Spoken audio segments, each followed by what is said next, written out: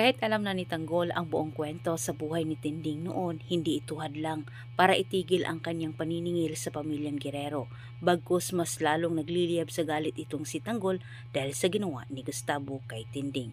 Samantala, isang malaking sampal para kay Roberto ang katotohanan na si Tanggol ang kanyang pamangkin at ito ang totoong tagapagmana ni Gustavo. Naunawaan naman ni Marites sa huli matapos ding inilapag ni Tinding ang dahilan kung bakit niya itinago ang totoo. Ngunit sa pagkaroon ng malay ni Tanggol, nasaksihan niya ang pagtatalo ng mag-inang Tinding at Marites. Hindi naman nagpatumpik-tumpik itong si Marites, wala umano siyang dahilan para itago kay Tanggol ang katotohanan na sa kanyang pagkaakala naman at umasa siya na matigil na ang girian ng pamilyang Guerrero at Montenegro. Ngunit hindi niya batid na ito ay mas lalong lumala. Nagulat itong si Tanggol nang ikwinento naman ni Marites ang sinabi ni Tinding. Ang buong akala naman ni Ramon ay mahati ang loob ni Tanggol, ngayong ito ay may dugong Guerrero na nalaytay sa kanya.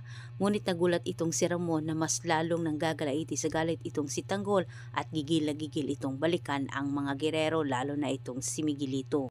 Hangad naman ni Marites na maging maayos ang lahat sa pamagitan ng kanyang pakiusap dito kay Gustavo ket nagpasya itong si Marites na puntahan itong si Gustavo at magpakilala na siya ang anak nila ni Tinding.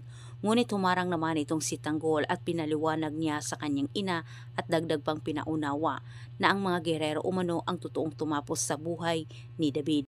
Para kay Marites, hindi pa rin umano huli ang lahat. Kailangan pa umano niyang subukan ang masabi kay Gustavo ang totoo. Samantala sa kabilang banda, nakarating na kala Roberto, Miguelito at Gustavo ang ginawang pagsasalita ni Fatima at natatakot sila na baka muli humarap naman itong si Fatima sa mga tao at sasabihin ang iba pang sikreto nila.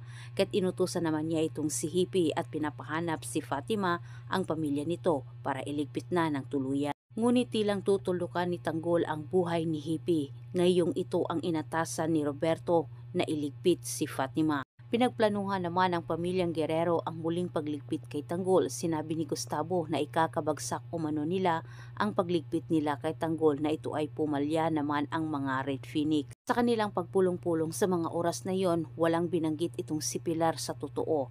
Bagkus silang nagulat na lang nang bigla namang sumulpot itong si Marites at hinanap itong si Gustavo.